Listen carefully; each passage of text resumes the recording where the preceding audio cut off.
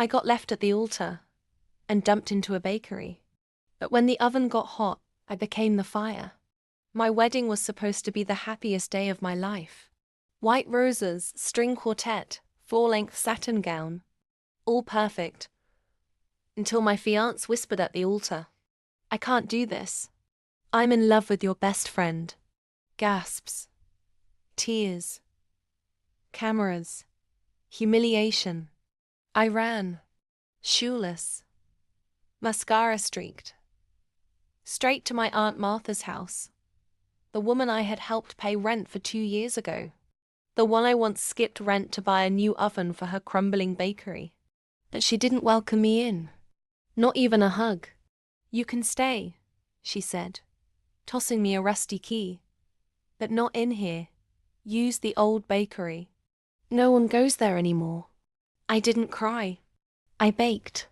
I scrubbed the soot-stained counters, rewired the flickering lights, painted the walls lemon yellow, and every morning I woke up before sunrise to bake with precision, pain, and purpose.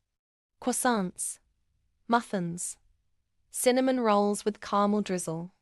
At first, it was just for me. Then the neighbors caught the scent. Within a week I had lines. Within 2, I had a name. The Broken Bride's Bakery. People loved the story. Jilted woman turns heartbreak into sugar-coated magic. Local blogs picked it up. Then a Toronto influencer posted a reel about my raspberry cream puffs. We sold out daily. And then, she came back. Aunt Martha. Looking confused. And furious. She barged in. Demanded I shut it all down. "You're squatting on my property," she hissed. But then came the final twist. She brought a real estate agent the next day. I watched from behind the counter as she smiled at the man in a designer suit and said, "The old bakery's back in demand.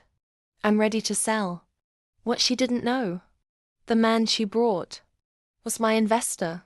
You see, while she ignored me, I had registered the bakery's name, trademarked the logo, and partnered with a private equity group that believed in broken brides and buttered hope.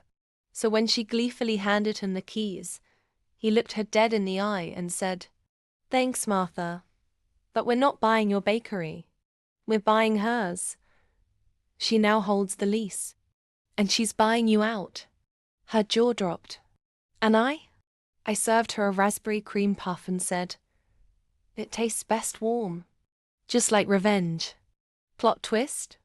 The bakery she once used as a dumping ground is now the flagship location of a growing chain. Bride and batter. 5 locations and counting. As for Aunt Martha, well, she now works at the front desk. Enjoyed that? Click subscribe for more real revenge stories that rise hotter than fresh dough. Drop a comment below if you've ever had to rebuild from betrayal. Because on this channel, we don't just break, we build empires out of ashes.